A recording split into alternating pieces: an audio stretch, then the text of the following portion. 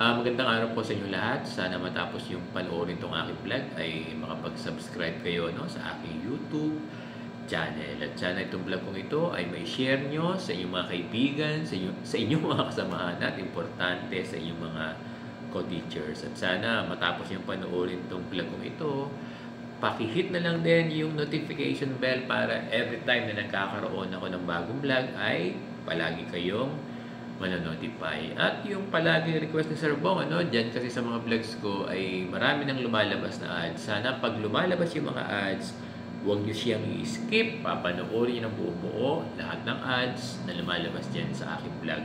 Pwede ko bang asahan yan sa ating mga kaguruan? Maraming salamat sa inyong lahat. Usapang IPCRF pa rin tayo, at usapang Executive Order number 61. Sa mga naunang vlog ko, tinalakay natin yung IPCRF for 2023, school year 2023-2024. Ito yung natapos na natin. Alam nyo, ang thoughts natin doon, ang kaisipan ni Sir Bong doon, hanggat walang directive sa DepEd Broad kung ano gagawin o anong i-apply natin, i-accomplish pa rin ng ating mga guro yung IPCRF for school year 2023-2024. At ito naman yung sinasabi ng DepEd Broad. Kung magkakaroon na ng directive about IPCRF for the school year 2023-2024, ang gaya ng sinasabi ko, yun yung susundin natin. So, maliwanag ba ito? Naiintindihan ba ito ng ating mga guro? Alam nyo, may mga teachers tayo na nagko-comment sa YouTube channel ko. Ang sabi nila, yun daw IPCRF nila for school year 2023-2024 ay tapos na, So, mabuti naman. Now, itong IPCRF natin, for school year 2024-2025. Itong papasok na school year 2024-2025, na magsisimula ng July. Ito yung sinasabi ng grupo nila Sir Benjo Basas, ng Teachers Dignity Coalition, na dapat i-hold muna from the start.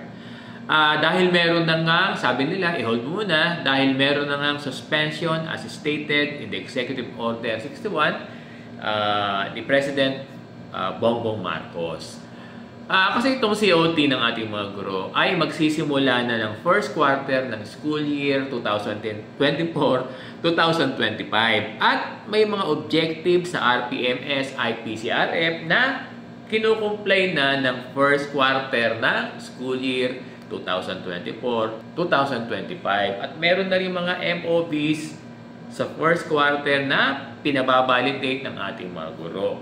Kung July 29 ang start ng opening of classes for the school year 2024-2025, ang first quarter ng school year na ito ay July to September. So, malapit na ito. Kaya ang DepEd, ang DepEd Broad ay dapat makapagpalabas na ng malinaw na guidelines para sa RPMS, IPCRF ng ating mga guro for the school year 2024-2025.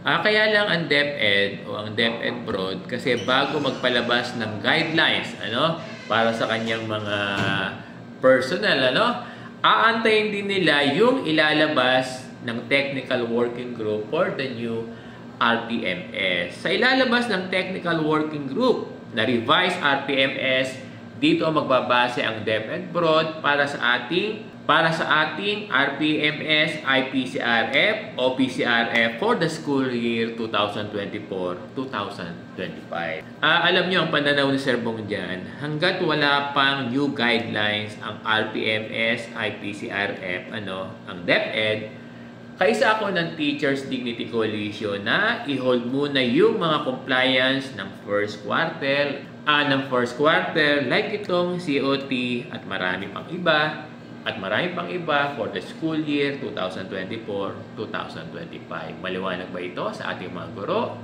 Maraming salamat sa inyong lahat.